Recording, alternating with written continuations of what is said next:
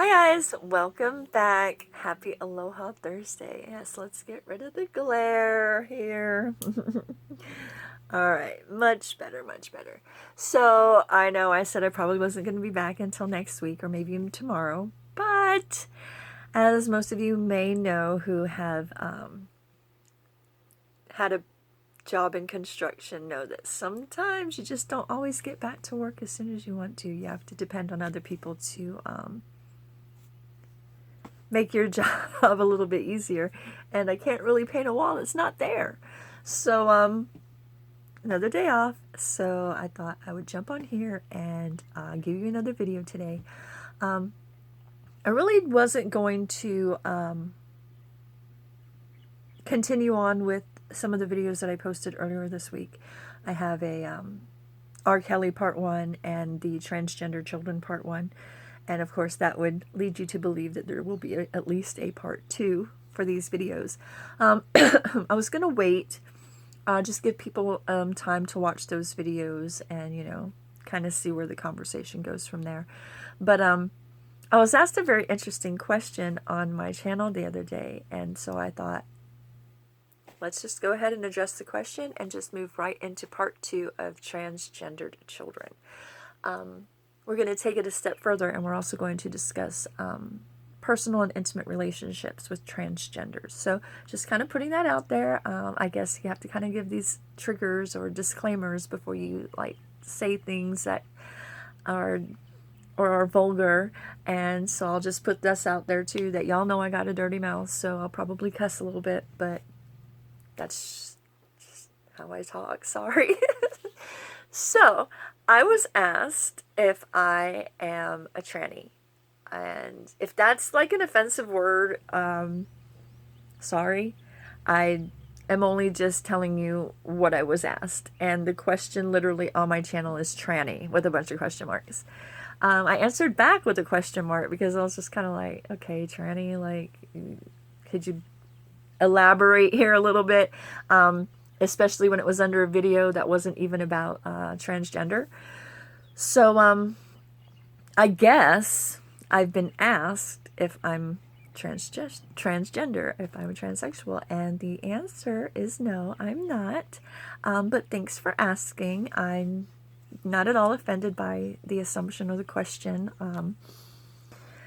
Personally, I feel like transgendered women are some of the most beautiful illusions I have ever seen. And you can be offended by me saying illusion, but, you know, hang in there with me for a little bit because, you know, we have to have an honest conversation if we're going to have one. I'm not going to sugarcoat and pussyfoot around.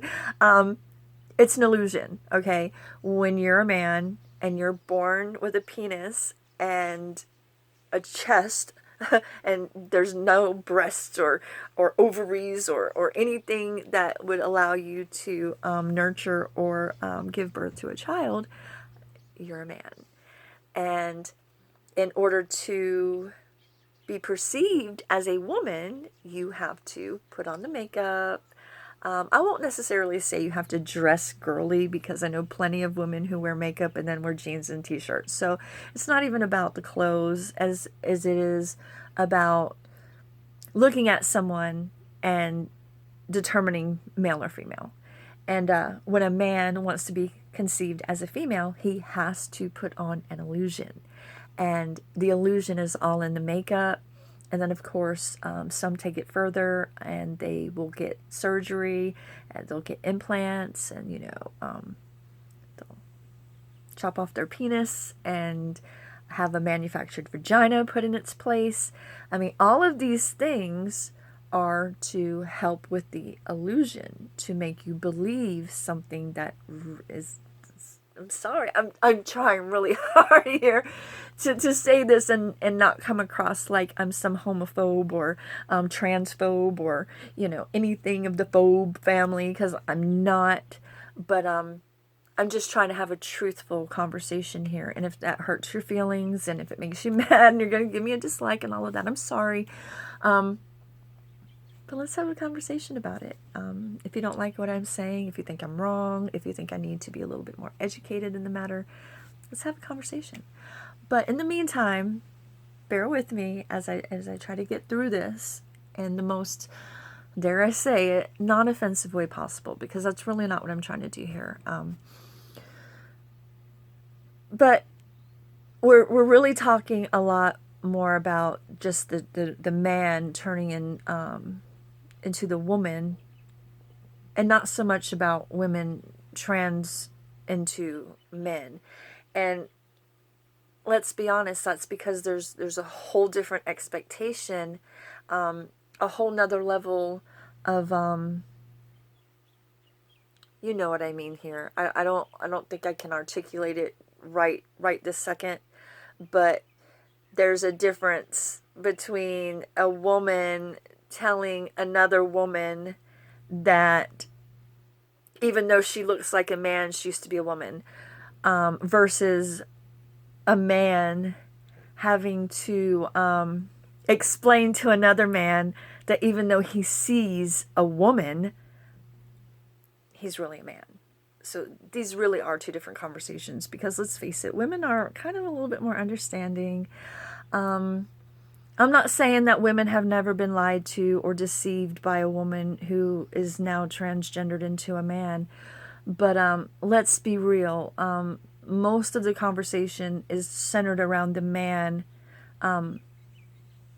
transitioning into a woman. So I kind of want to leave it at that conversation right now. I know I haven't really addressed the women who trans to men, and we'll get to that. That's why I kind of put it in parts in my title, so that you know it's not the end of the discussion. But for right now, my focus is the men who have transed into women. And like I said, we started off with talking about children, and I think I left off talking about the trans boy drag queen stripper. Okay, I want to kind of clarify that a little bit for everybody. He does not work at a gay club. He went to a gay club dressed in drag. He was promoted, you know, they want to give him all the attention and tell him how great and wonderful and how brave he is. And he didn't strip nude. I don't want anybody to think that he was, you know, getting naked in a gay club. That's so horrifying. But I did hear that he was just kind of, you know, taking off a little bit of his clothes, and I guess, you know, I don't know. I wasn't there. I didn't see it. It was like on a Good Morning America type show. He was on there, and he had his little blonde wig, and, you know, he had a little dress, and he was just floating around. You know, he did the death drop. You know, he was just very out there, very proud.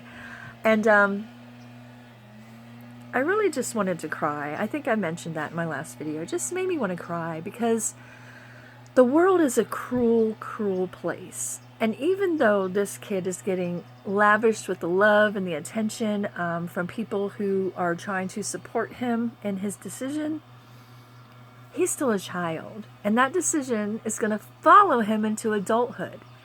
And like I said in my other video, we're talking about a kid at 11 who is dressing in drag, going to gay clubs, and stripping. Like, he did that. People saw that. People left because they were just like, they couldn't handle that. That was just too much for them. And hello, a child in any bar. It doesn't even necessarily have to be a gay bar.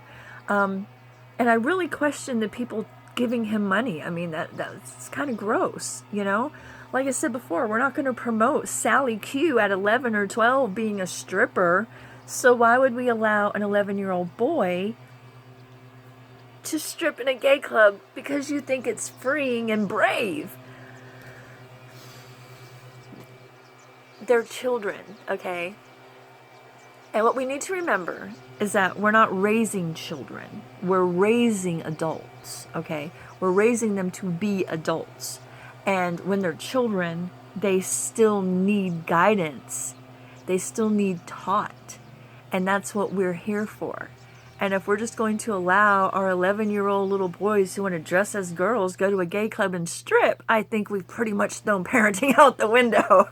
I mean, come on. This is not about supporting a child through a mental disorder. This is literally parading his mental disorder for the whole world to see. And what if he wakes up at 21, 25, 35, 65 and is like, how did my parents let me do that to myself so publicly? I mean, I can see allowing a child to, you know, dress in certain clothes, wear makeup, do all of those things that aren't a permanent gesture to the body.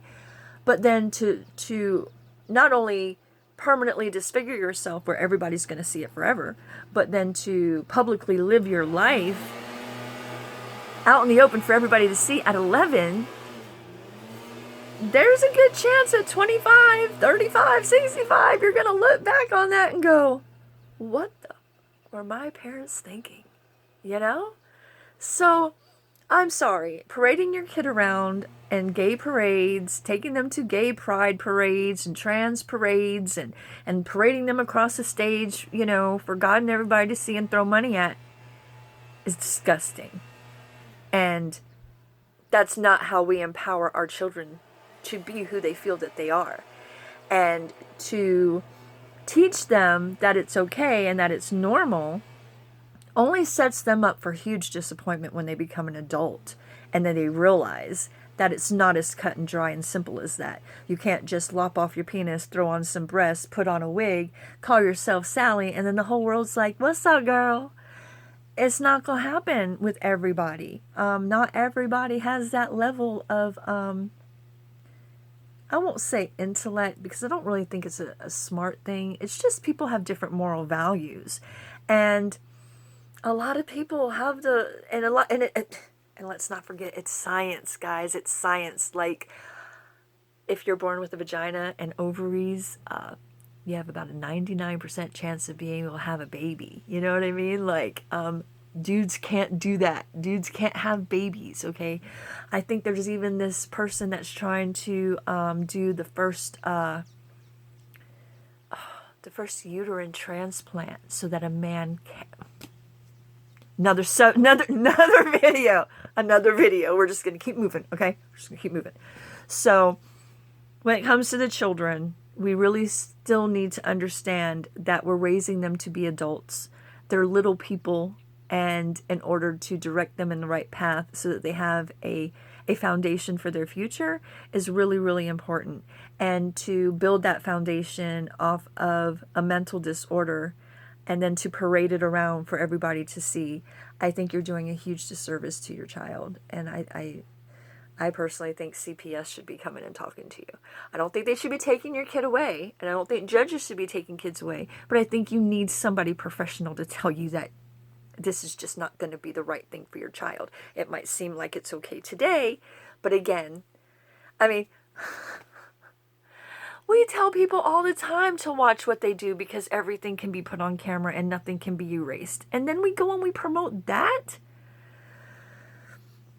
I don't even know. I can't even with the whole children and giving them all of this room and freedom to do these things, because it escalates into this. An 11-year-old parading around on the news, in public, in bars, stripping and getting tips. It's gross. It's gross. It's gross. Sorry, it's just gross. It's gross parenting is what it is. I feel sorry for that little boy. I really do. Even if his whole life he is happy with what he did, he still is going to one day understand that his parents were in a better position to maybe, keep a lid on it for a little while until he was for sure. And like I said, for sure, once you've gone through puberty. And so let's wait and see what happens, Like, come on, you have your whole life ahead of you. Let's not start screwing up our kids the second you think, oh, I can be progressive and show people how progressive and open-minded I am. Gross. So, with that being said, it also brings about the question how trans people integrate into normal society, to have normal relationships? And can they have normal relationships? Now, this little boy, he might be able to have a normal relationship because everybody and his mama knows what's going on with him. I don't think he can keep it a secret from anybody. But not everybody's in the limelight like that. Not everybody, has a public profile that would allow you to know things without having to tell people. And when you're a transgender and you are a man and you used to have a penis and you're now a female and you want to have a relationship, there's this big controversy, this big debate on if it's anybody's business that you used to be a man.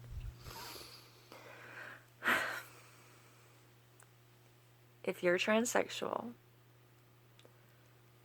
and you want to be with someone intimately, and you want to love them, and you want to care for them, and you want them to love you and care about you, you have to be honest. I mean, I think that's the biggest issue in the trans community right now, and I don't think we're looking at it enough. And that's,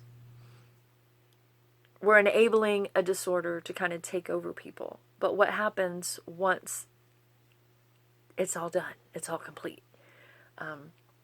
Got the great boobs, you know how to do your hair and makeup, and you got the manufactured vagina, and you want to get some good use and test out the new body parts. You've got to tell the person you're with, okay? That I'm sorry, and that's the biggest elephant in the room in the trans community, is once you've transitioned into your new body, that somehow you have erased the old you, and that person no longer exists.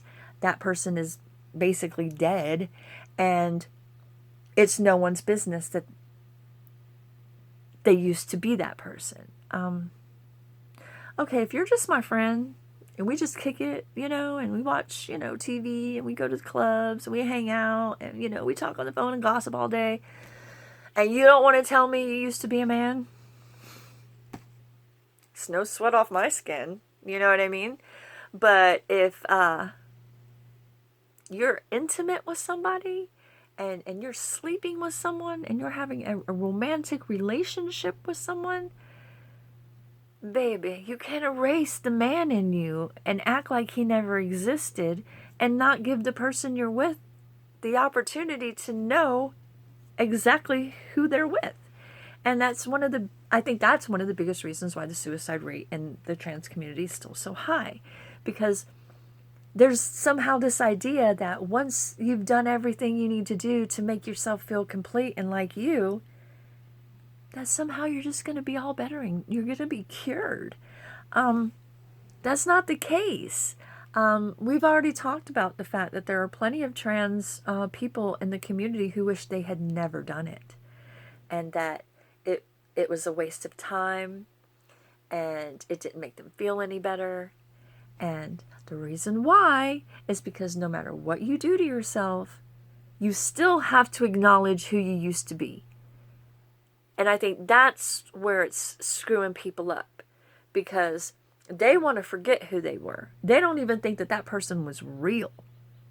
And now they're going out with their brand new manufactured vagina and think, I don't got to tell him it's not real. He don't got to know, because that's not who I am now. Not everybody thinks like that, which is why it's also is equally important to be in a community of people who understand you and know who you are and accept you for who you are right off the bat. So there aren't any confusions in the expectations of handling that side of you, and if you're going to tell the person or not. I think the sooner the better, because the longer you harbor the secret and the longer you allow the feelings to grow, and then God forbid you're intimate, and then they find out, that's a terrible thing to do to somebody. And then if they react wrong, somehow they're the transphobe. No. Stick with me here. Follow me along here a little bit, and you tell me if I'm wrong. You're Joe Bob, and you just met Sally Sue, and she's amazing. She's the most beautiful woman you've ever seen. She's got the voice of an angel. She's got tits to die for. And she's got a booty for days. And you can't wait to test out what's in between them legs. And Sally Q's like, yeah, let's get it on, baby. And then afterwards, you find out she used to have a penis. That right where you were sticking your penis in her manufactured vagina, there used to be a penis there. Can you predict how that man's going to act? Excuse me. I mean, you allowed this person to be intimate with you. You allowed this person to stick his penis inside your vagina that used to have a penis there. And you think if the person you tell reacts badly over that, they're the person that's wrong. No, you're wrong. You should have said something. Okay? You're supposed to give that person an opportunity to make that choice if that's how they want to roll. And even though you don't think of it that way, sorry. In the real world, these things matter. In the real world, your mental state of mind is not their state of mind. The second they realize you used to be a man, and I use that term loosely because I'm sorry, you're still a man. I'm sorry, but you are. And I think that's the biggest problem in the trans community is not accepting who you were born as. You ain't gotta like him. You don't gotta show him off. But you gotta respect that that's who you were when you were born and that that's how people are gonna see you. And even though you've changed all your body parts and you've changed your hair and everything else, the elephant is still in the room. It still has to be acknowledged. And that's the part that they can't get over. And that's the part that makes things so difficult. So if you're a trans person and you want to have a normal relationship, you got to understand that your normal now is not everybody else's normal. My normal as a real woman, and I'm sorry if that offends you that I said real, but if I'm a real woman, and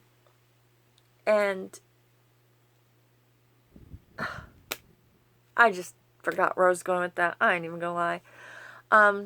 And I'm not trying to rewind and figure it out because we already know that I'm not tech savvy enough to make a video without having to make two, right? That's what happened to me yesterday. But my point is, you have to be honest. You just have to. And even though you don't want to acknowledge that side of you anymore, in a standard traditional society, those things do matter because science matters and biology matters. And even though you don't want it to matter, you don't want it to matter because it's convenience to your illness. But everybody else around you who isn't ill and who has the mindset of male, female, if you were born a male, whether you still have your penis attached or not, some people are always going to feel that you're a male. So to deceive someone in that fashion is selfish. It really is. And if you don't think you can tell the person right away, well, then maybe they're just not meant for you anyway. I mean, no good relationship started on a cracked foundation of lies. And that's what cracks the foundation is the lies.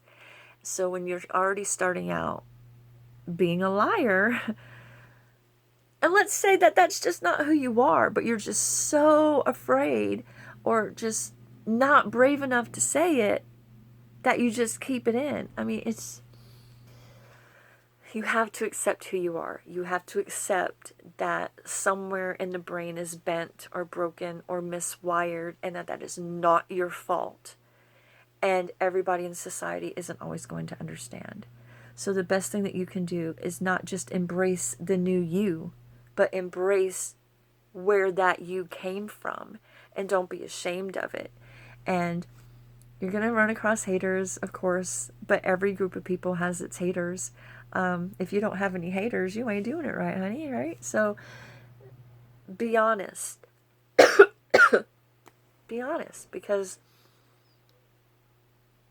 being honest with yourself and the people around you, I think that's what's going to help.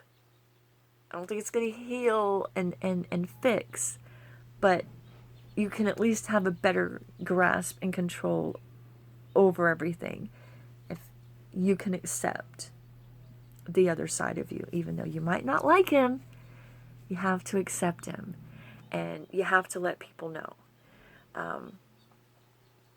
In terms of like your sexual history, if your sexual history does not affect the person you're with now, you don't have to disclose your sexual history. But if your sexual history,